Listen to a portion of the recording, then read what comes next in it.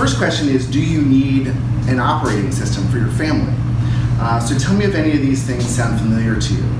You're constantly running from thing to thing, your schedule is jam-packed, you feel overwhelmed, and you are constantly reacting to surprises on your calendar from your spouse. And you always feel like you guys are in reactive mode. Or when you go away on vacation, you guys are dreaming up all the things that you'd love to accomplish, and then when you come back, you're back to reality, and all those things just seem like a pipe dream.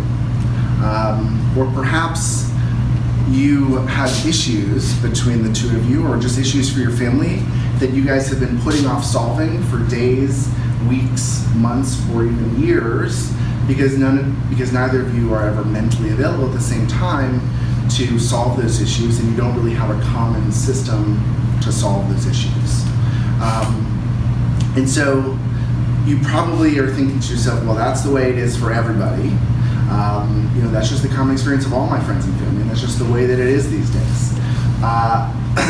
But what I'm hoping to talk to you about today is, what if you were to take the same kind of thinking that great entrepreneurial companies do and apply that to your family life, and really implement what we call an operating system. So we utilize the entrepreneurial operating system, which is just a complete proven system filled with simple practical tools for helping businesses get more of what they want from their businesses, or entrepreneurs get more of what they want from their business. Before we get started, I want to let you know I'm not a therapist, I'm not a marriage counselor, and this is definitely not a way to fix your spouse. This is really just a way that you can achieve some shared dreams, so getting you both 100% on the same page with where you want to go as a family, what those dreams are for your family, help you start to make some progress towards achieving those dreams, and then really working on relationship health and having a way for you to work through issues and become stronger as a family unit. You and your spouse are the leadership team of your family. And so when I work with leadership teams and companies, my goal is to get them 100% on the same page with where they're going and how they plan to get there. And so what I'm going to talk to you about today is how you and your spouse can come together and become 100% on the same page with where you're going and how you plan to get there. I will also say this, if I were to do this for a company, it typically takes about 90 minutes. I'm going to condense that into about half that time for you guys today. So there's a lot of information, and I'm going to really just skim the surface level of it. At the end, you're probably going to have questions. So, please feel free to reach out to me and ask me questions as you start to think about implementing some of these things in your own lives. So everything I'm going to share with you today was created by a lifelong entrepreneur. His name is Gino Wickman. He's the founder and the creator of the entrepreneurial operating system. Gino started his first business at the age of 21.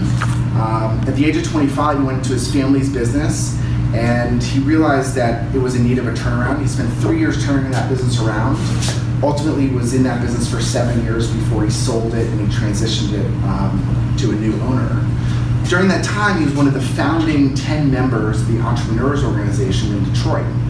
And through that experience, he realized that he just had a knack and passion for what it took to build a truly great entrepreneurial company. And when he retired from his family's business, he just started playing around with some of his entrepreneurial friends, testing out some of his ideas, and he began to cobble together what we now know as EOS, which is, again, just this simple, it's just simple practical tools that makes up a complete system of how to run a better business. The kinds of companies that we typically work with are entrepreneurial. They're between 10 and 250 employees. They're typically privately owned. And the owners need to be open-minded, vulnerable with themselves and others, and willing to learn and grow and change. And so if you decide to embark upon this journey personally, you'll need to have that same kind of mindset. So you've got to be open and honest with each other. You've got to be vulnerable with yourselves and with your spouse and your kids, and you have to be really wanting to learn and grow, because I'm going to be presenting a kind of a different way to run your family. Okay. At the time, I was president of the Entrepreneurs Organization in Tampa Bay, and they sent me this book called Get a Grip. And when I read the book, I thought they'd written it about my company. We had already tried a bunch of different things, but we decided as a company that we were going to commit to this process and implement the program. We decided to self-implement the program, so I implemented it for the company, and the results for us were staggering. Within 3 years, our culture became really healthy and functional. I felt in control and was having fun again as the owner, and more importantly, our revenue had doubled and our profit had increased exponentially. And when I became an EOS implementer, I realized that if I was going to ask the businesses that I work with to run their businesses this way, we really needed to run our family this way. So Melanie and I started to work on implementing the EOS protocol into our family's life. I'm now going to talk to you a little bit about what the model is and some of the tools and disciplines that we utilize when implementing EOS. So this is, when we look at it from a business perspective, this is what the EOS model is. What's on this whiteboard here is kind of a little bit more family-friendly language, more altered towards the family. This model is based on the discovery that all entrepreneurs and all entrepreneurial leaders are typically dealing with about 136 different issues at any given time. And to the extent that you can strengthen these 6 key components of your business, all of those issues just tend to fall into place. And if you have a couple young kids like we do, you know you're probably dealing with at least twice as many issues at any given time. And so this is really just a way of compartmentalizing all those different issues and organizing it into one clear system. I'm going to just quickly walk you through what the 6 key components are, and then on a second pass we'll dive into a couple of the tools a little bit deeper. The first key component is the dreams component or the vision component. So again, this is about getting you and your partner 100% on the same page with what your dreams are and where you want to go as a family. Later on we'll talk about the tool that we utilize to organize those things. The second key component is the relationships component. In order to achieve your dreams, you have to have a strong relationship. You guys have to be on the same team, knowing where you want to go. And so we'll talk briefly about some of the things you can do to make sure to strengthen your relationship. The third key component is the data or the money component. So this is really about making decisions on black and white data instead of the emotion, the intuition, and sometimes the ego that typically drives decision making in a family or in an entrepreneurial company. And so we'll talk a little bit about really making decisions on black and white data. When your dreams are clear, your relationships are clear, and your data and money components are clear, you're going to realize that you have issues that need to be solved. You probably already realize that you have issues that need to be solved. And so the fourth key component is the issues component. And your success as a family will depend upon your ability to quickly identify issues and then solve them for the long term. So we'll talk briefly about the issues component. The fifth key component is the habits component. In a business, we talk about processes, but everybody has some habits that really they do every day, every week, every month. And so to the extent that you can get those things done the right way, the same way, every single time, it'll lessen your need for decision making and it'll make everything just more seamless in your family. And then the sixth key component is the progress or the traction component. And this is where we bring your dreams down to the ground. We start to make them a reality. There's no coincidence that the progress is at the bottom and the dreams are at the top. And this is where we bring it down to the ground. We start executing upon it, and we start making progress as a family. We start to achieve our dreams. Okay, so that's the general model. Now I'm going to walk through some of the tools. The first tool that we use is called the family plan. Okay, so that should be the top page on your sheets. The family plan is essentially a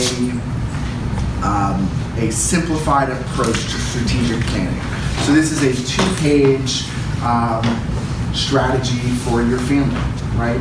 So this really organizes all the most important aspects of your life and where you're going, right?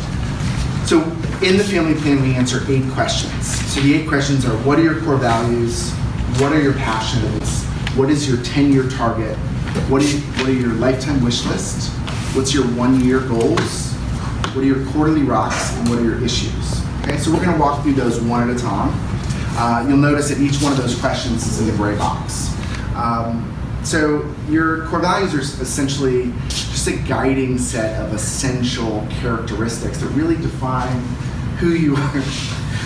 We're just going to leave that there. Really define who you are as people and what you want really the culture of your family to be.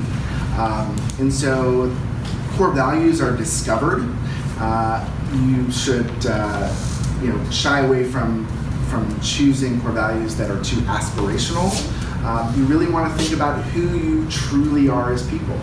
And this is a really great litmus test to understand if you and your spouse have really shared values.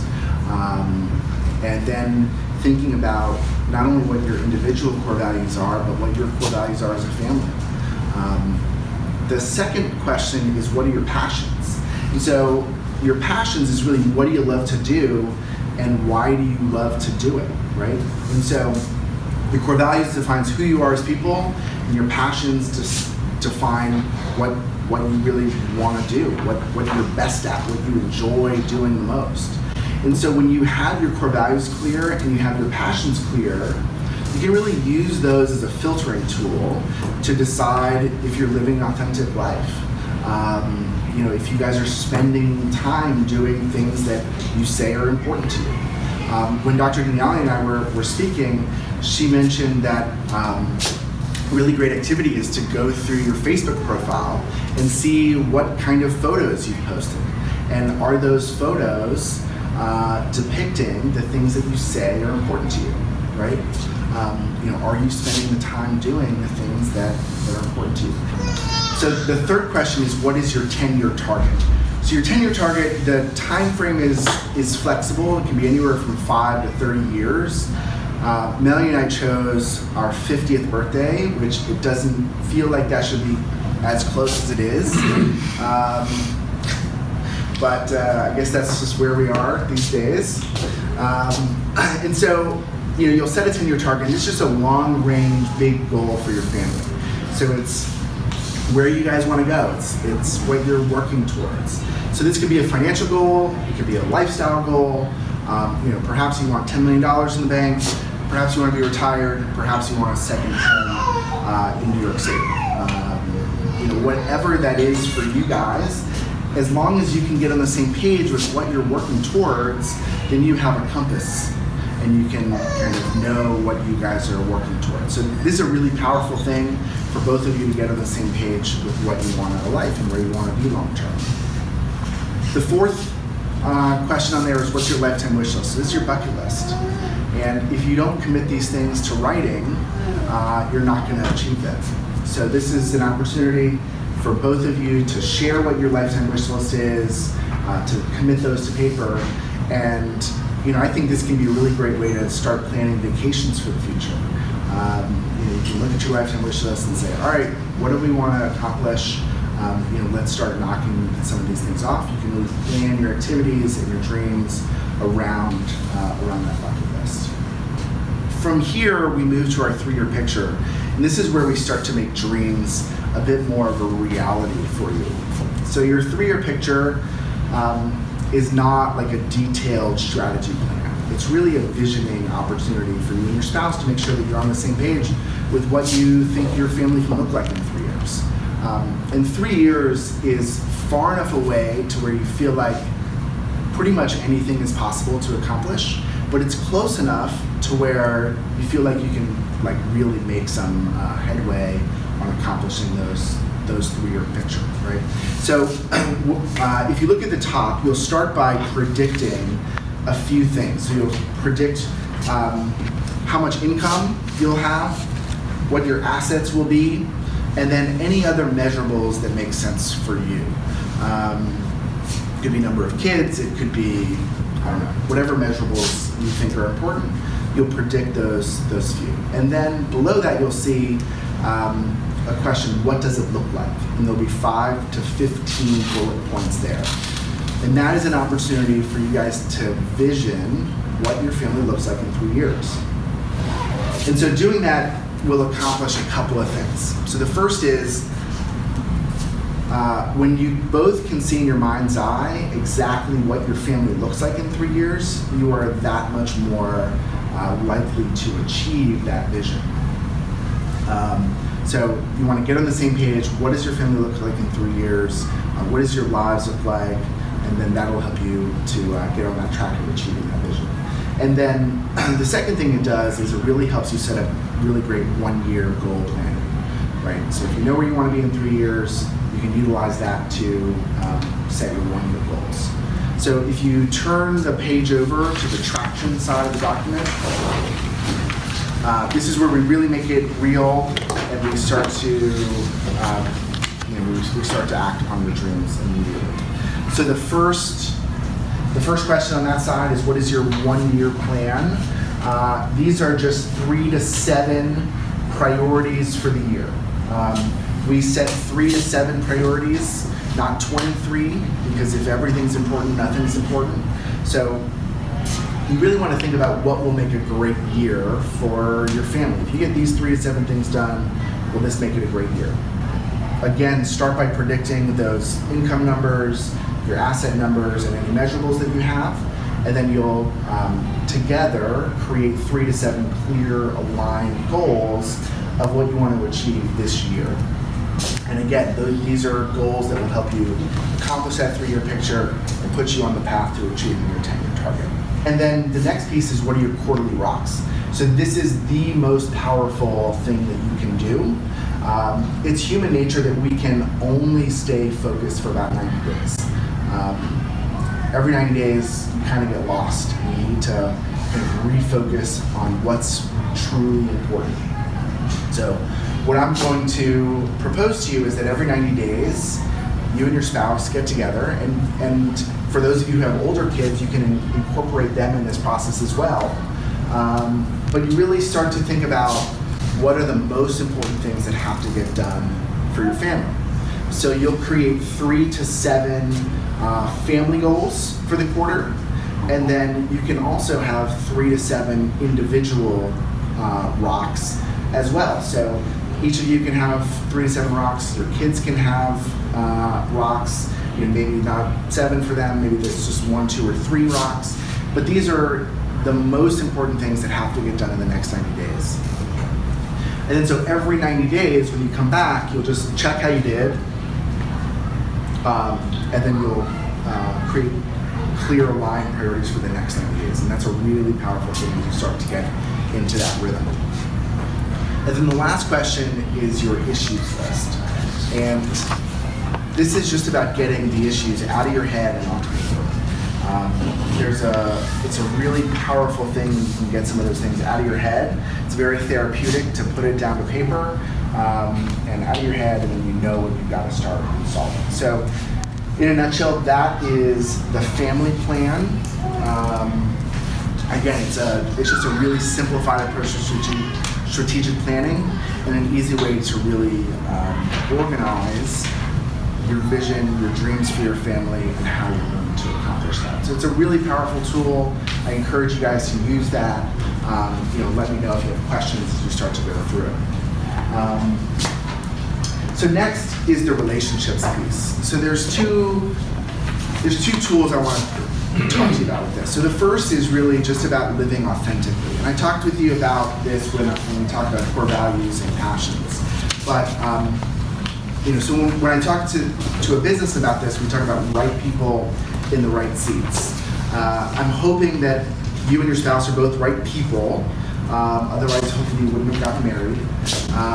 But I want you to use those core values and those passions to really determine if you're living an authentic life. And then for the right seats, you'll see the family roles chart. So I'm not going to go over this in detail, but every family unit has roles that we're responsible for. And it's really powerful if you can decide who is ultimately accountable to accomplish what roles within your family. And your kids should have roles as well, okay? Now, just because you are in charge of a certain role doesn't mean that you're the one doing it. So let's say you're the person in charge of meals in your family, and you own meals, okay? What that means is you're responsible to make sure that there's meals on the table every night, every morning, every afternoon, okay?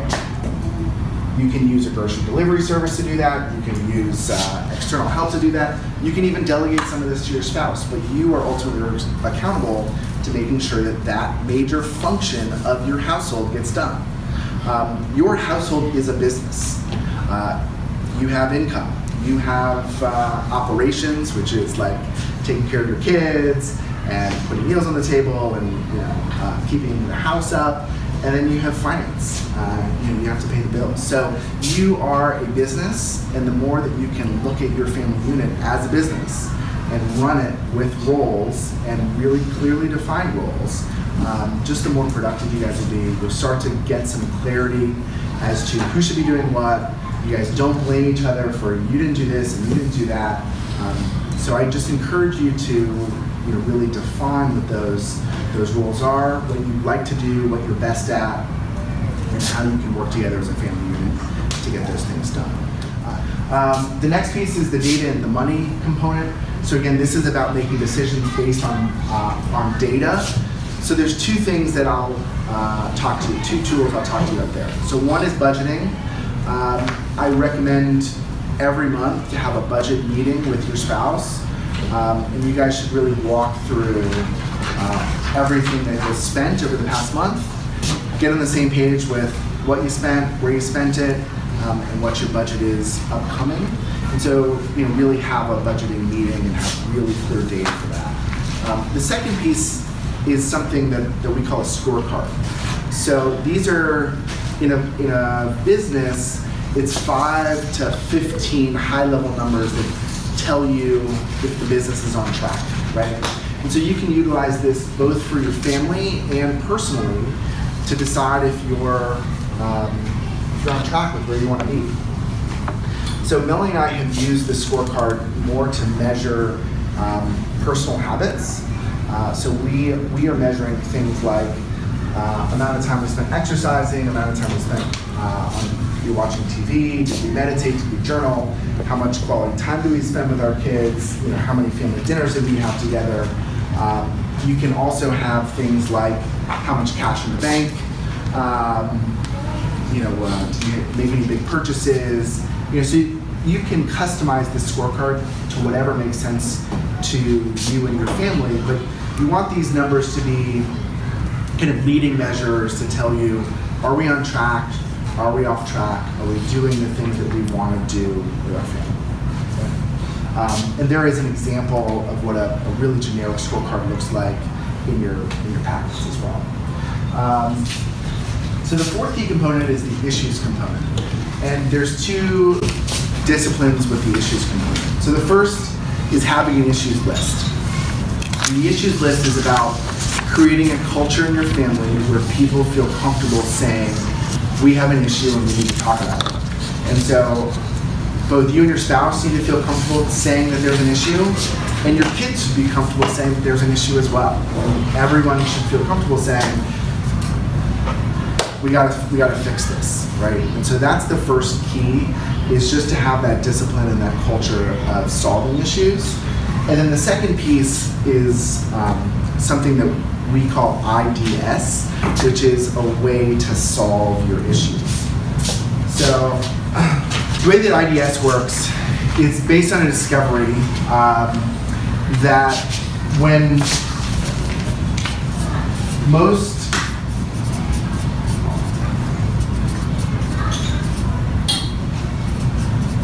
most teams get together to solve issues, rarely do they ever identify the root cause of the issue, and rarely do they ever actually solve anything. They just spend most of their time discussing it, right? So you just discuss it, you discuss it, you discuss it, and you never actually solve anything, right? So the way that IDS works is you've got your issues list, right? You have a bunch of things on your issues list. And what you're gonna do is you're gonna start by prioritizing your issues. So we never go top to bottom. We prioritize the issues, and that way you're always solving the most important issues first. So you'll identify issue 1, 2, and 3. You'll start with issue number 1, and then you go through this IDS process. So what that looks like is you start to identify the root cause of the issue. So it involves you kind of digging a little deeper than what you've written down, understanding truly where that issue is coming from. You'll discuss some potential options, and then you'll agree on some solutions. And typically that means someone has agreed to do something to make that issue go away. Okay, so that's the process that we utilize to solve issues. Later when we talk about the weekly meetings, I'll get into this as well and how you utilize this, but this is what issue solving looks like. Again, the 5th key component is your habits. So everybody has, in business you call them core processes, but everyone has several habits that they do every day, every week, every month. So you have your morning routines, you have your nighttime routines, weekend routines, whatever that looks like for you, but you want to document these at a really high level and just document the major steps in a process and really start to commit as many of these things to habit as possible so that you don't have to make decisions every day to figure out what you're going to do. Okay? All right, so the 6th key component is that progress component. Again, the Rocks is a really powerful tool. This will create a 90-day world for you and your family. You're setting priorities every 90 days. You're checking back to what you did over the last 90 days, and you're always on the same page with what the most important things for your family are. The last tool is the meeting pulse. And this is something that you can start really next week. In your packets, I've included what Melanie and my agenda is of how we do our meetings. So our kids are a bit younger. We do our meetings on Sunday evenings after the kids have gone to bed. We meet from 8 until 9:30 every Sunday night. And this is really an opportunity for us to get on the same page with what's going on, how we've been doing, and solve issues together. There are 5 key components to having a great meeting, and that is they have to be on the same day, they have to start at the same time, they have to use the same agenda, it has to start on time and end on time. Okay, so same day, same time, same agenda, start on time, end on time. If you do those 5 things, your meetings, both professionally and personally, will get much, much, much better, right? In the family meeting agenda, this is the agenda that we utilize. You'll start with what we call a segue. And a segue is just a really great way to transition from putting the kids to bed to being in a meeting, right? And so we review one personal best and one professional best over the past week. Melanie and I are both starting new businesses at the moment, and so we get a chance to catch up on what went really great professionally, and then also what went great personally. So we share that one thing. It's a quick thing. And then the second piece is we review our scorecard. So this is really just a high-level check at, are we hitting the numbers that we set out for ourselves? Are we hitting our goals? And it's really just a really high-level check. If there's anything that is not on track, we then put that down to the issues list, and we solve that later on in our meeting. If any of those numbers are not on track, we then bring those down to the issues list. So the way that we do our scorecard is we look at it on a 13-week rolling basis so that you can identify patterns and trends in any of the numbers. right? And so again, it's completely customizable to your family as to what kind of things you would want on that scorecard. But if you notice that you're consistently watching too much TV, well, maybe that's an issue that you got to talk about, right? And so you bring that down to the issues list, and you guys can work on solving it together. Does that make sense? Or it should be like during the segue, there was one time when I could not think of, I had a terrible week, and I really couldn't think of anything professionally good. So that was an issue. Mel feels stuck or whatever. It was brought down to the issue list. So it doesn't have to be something measurable. It could just be a feeling or something that didn't happen. Essentially, the first 4 pieces to the agenda is really reporting, right? So you've got segue, which is kind of a quick check-in, and then you've got your scorecard reporting, you've got rock reporting, and you've got schedule review. And so these are not times to necessarily solve issues. They're opportunities to uncover issues, okay? So then the next piece is you'll check your rocks, and it's just a quick check-in. Am I on track? Am I off track with my rock? Am I gonna accomplish this by the date that I said I was gonna accomplish it?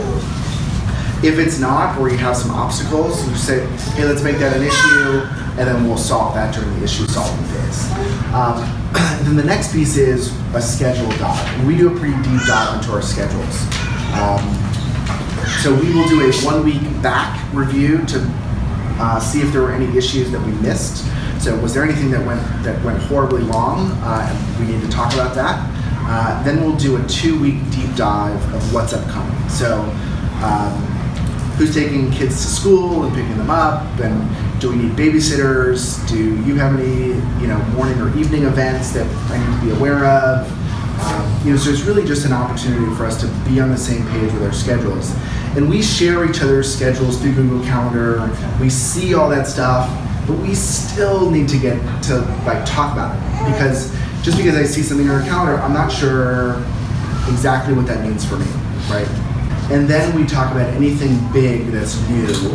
So are there any conferences? Are there any big events that we've got coming up? Anything long range that we need to talk about?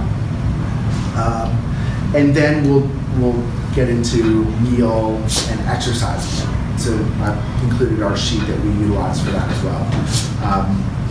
And so we'll just say, are you home for dinner this night? No, I home for dinner this night. Are the kids home for dinner this night? What are we going to eat?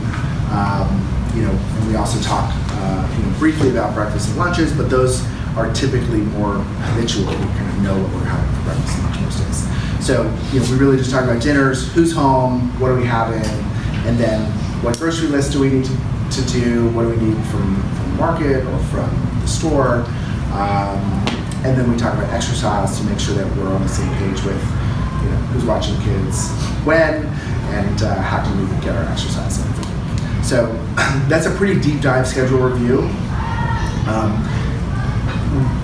We missed our meeting agenda this past week because we had family in town for Thanksgiving, and we both feel totally lost. So once you get into doing this every single week, you guys will come to rely on these meetings. It's got to be flexible because things are gonna happen, and so this really provides a framework for the week. But no week has ever gone the way that we planned it to go. So there will be some changes in there. By solving issues together, it will allow you to just have that conversation a little bit easier. And if it becomes a habitual thing, that's one of the things that should be on the issues list that you guys are talking about. Hey, we've had, you said I could exercise on Wednesday mornings or Wednesday evenings, and every Wednesday evening you seem to go out with a client. What's up with that? You're not honoring your commitment to me, right? And so so it's really just about having, like I said, that culture of being able to solve issues together, realizing that you're on the same team. And so sometimes during the week it's hard to solve some of those issues, but when you have this time set aside, there have been things during the week when I've said, Mel, can we talk about this? And one of us has had a tough day, and she's like, no, I don't want to talk about it right now. Okay. then what? So in the past, we would just sort of like not ever really talk about that. But with this, we know that on Sunday nights we're going to talk about it, right? And so when Mel said, I had nothing professional that was good this week, like on that Tuesday or Wednesday that week, I was like, Mel, what's going on? Just not talking, right?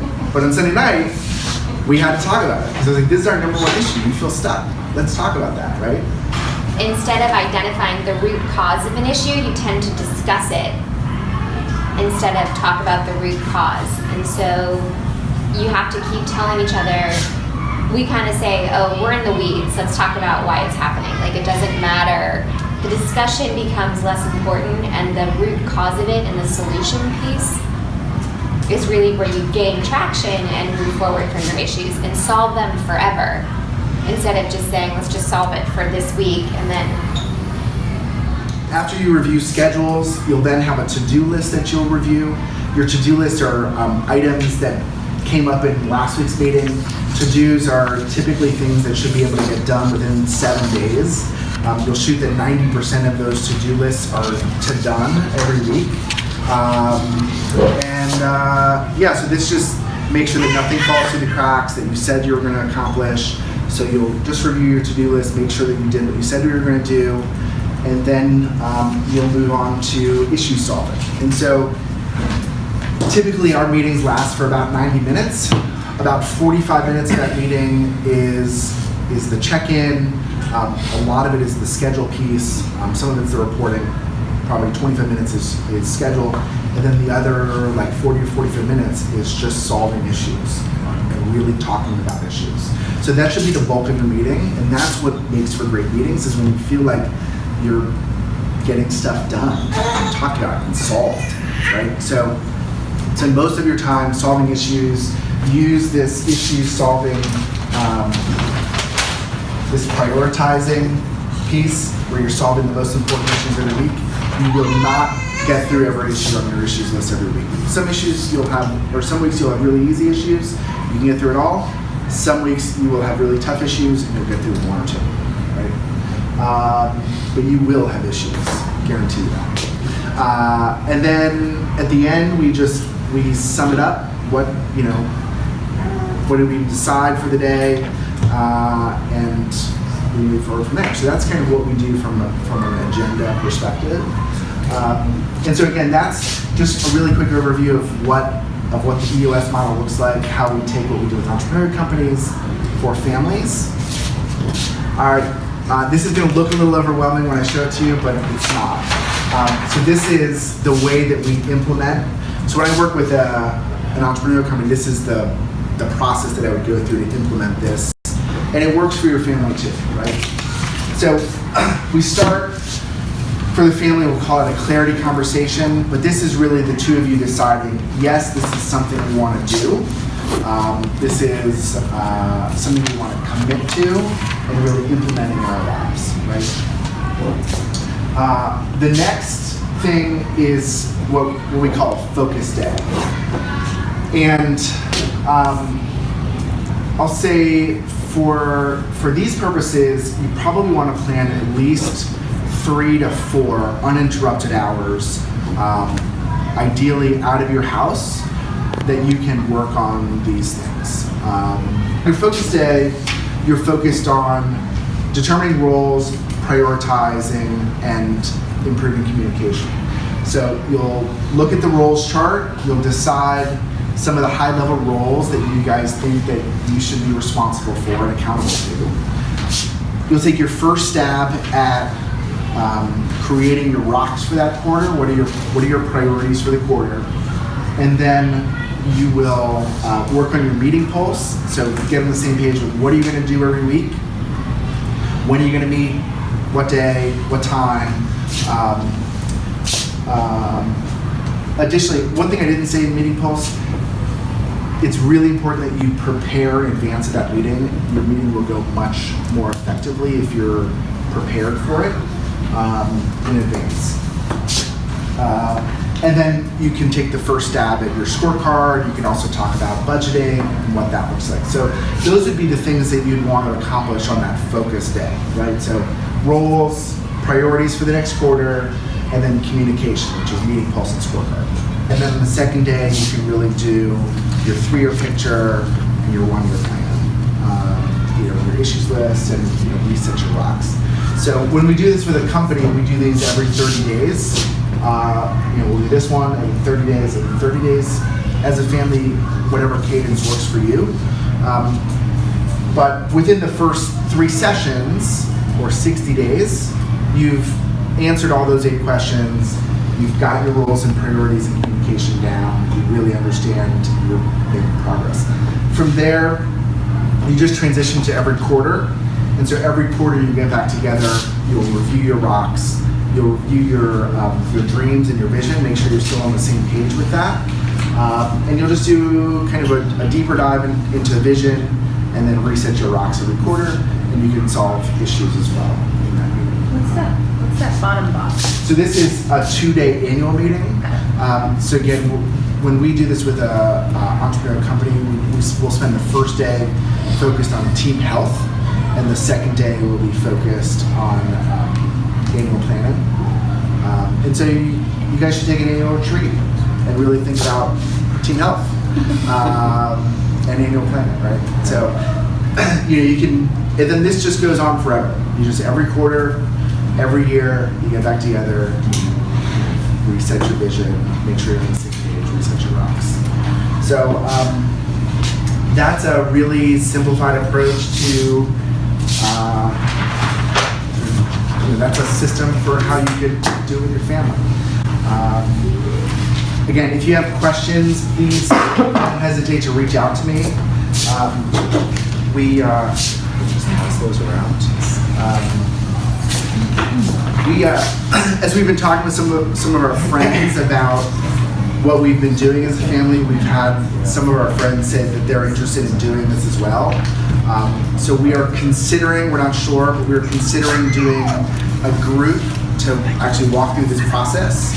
So if you're interested in doing that, I have no idea what this would even look like, but if you're interested in doing something like that, let me know. And if we have enough interest, maybe we'll do a group together and we can walk through this process together. Do you mean like a focus group, like an example group? Yeah. So it just basically be, an opportunity for us all to work through these things together and help each other to create it and keep each other accountable on it. I've only done it with Melanie and I, so while I do this with companies, haven't really done it with families, but if people are interested in it, I'd be happy to kind of walk through how we do it. Right?